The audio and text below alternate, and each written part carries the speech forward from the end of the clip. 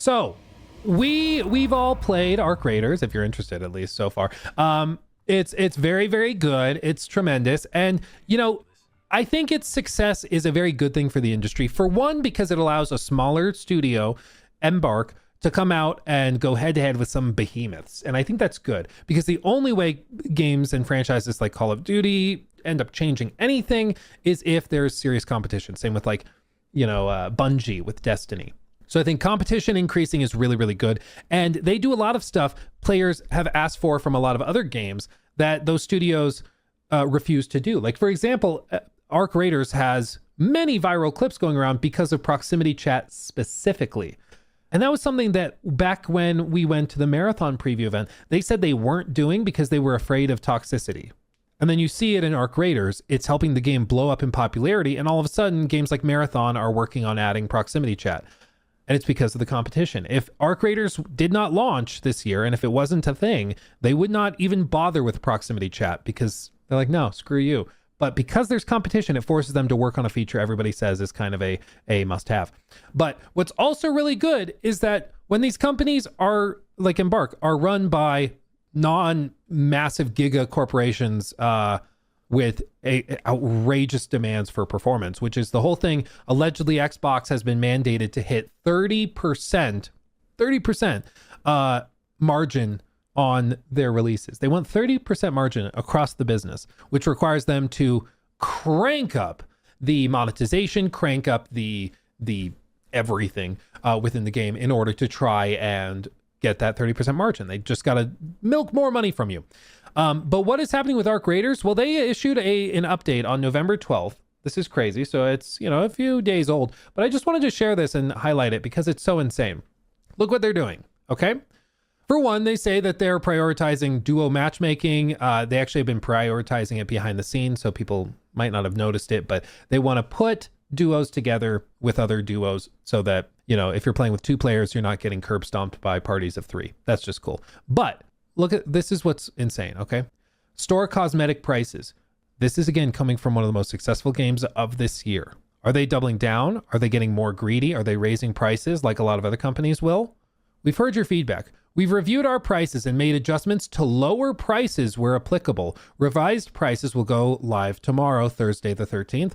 For any raider who has already made a purchase on the old pricing, we'll compensate you for the difference.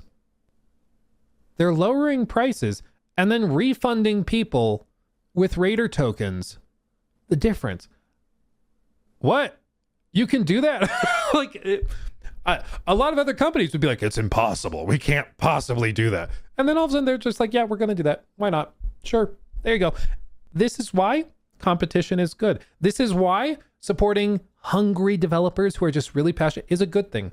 I've said for like a year, 2 years, whatever it is, that I think the Finals is one of the most underrated games in the live service market. It's phenomenal and it's very well executed and it's been very good for a long time.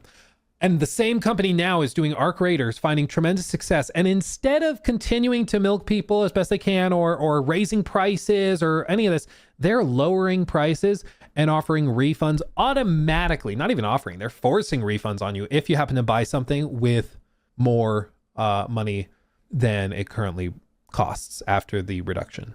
That's crazy. That's crazy. They stress again, there are no pay to win items in the premium Raider decks. The focus on premium decks are based on cosmetics and convenience. Gameplay items are only in free Raider decks. To help you along the way as a new Raider, we have included some gameplay items in the free Raider deck, which can be unlocked via progression. So stressing again, they're not going to make it pay to win, even though surely that would make it far more money, but they're not doing that. You remember Warzone when they had the Rose skin? Warzone Rose skin. Streamers all over the place used this because in the game, Rose being completely covered from head to toe in black cloth and clothing made it so Rose was very hard to see in shadows. So players who used Rose as a skin had a I would say unfair advantage over players that did not use the Rose skin. Kind of broke everything. And for years and years and years, this was just a thing where like it was a gameplay element. And even though they could say it was just cosmetic, it was also like a gameplay affecting thing. It was like It was a thing. Nando says, I remember using it because it was so broken. Yeah. Isn't that just being smart?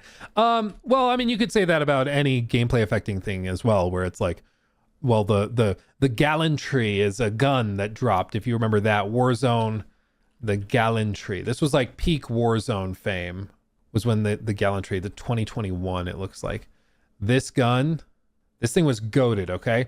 And it's smart to use this gun because it's so powerful, but it was also like super broken, and they conveniently just so happened to be selling it in the in-game store for the entire period that it was super broken, you know?